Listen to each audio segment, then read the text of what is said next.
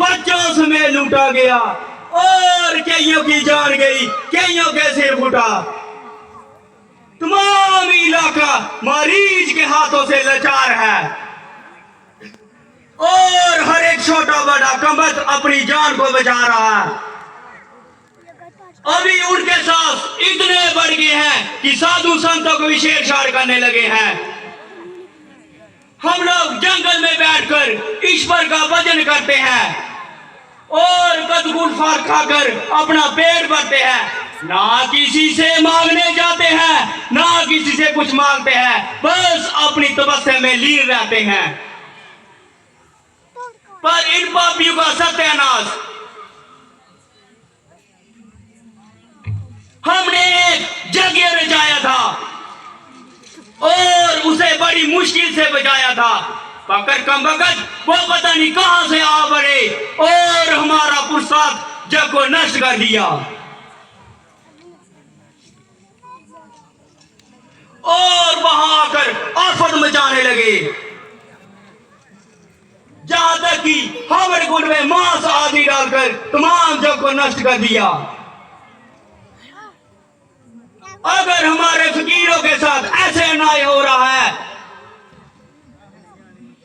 तो राजन तुम्हारी प्रजा पर क्या बीतेगी और कुल पे दाग लगेगा और प्रजा तुम पे थूकेगी। मेरे राज्य में यह हाल, रघुकुल की पावन धरती पे आप मुनिवरों का इतना अपमान, आखिर कौन ऐसा दुष्ट पैदा हो गया है जो इस धरती पे इतना आतंक मचा रहा है?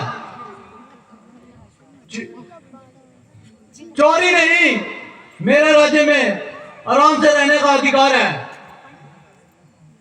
अभी चढ़ाई करता हूं और उन मूर्खों का सत्यानाश करता हूं।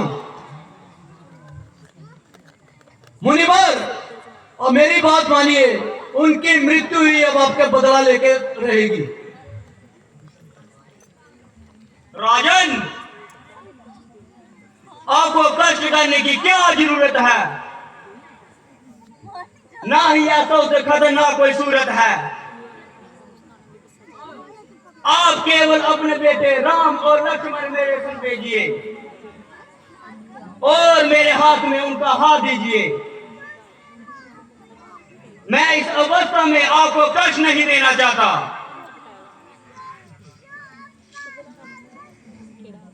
और फौज लेके उनसे लड़ना नहीं चाहता।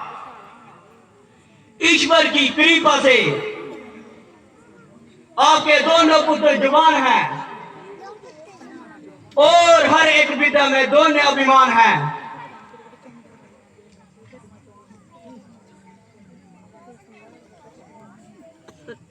राष्ट्र को मारना इनके लिए सदा एक वचेल है।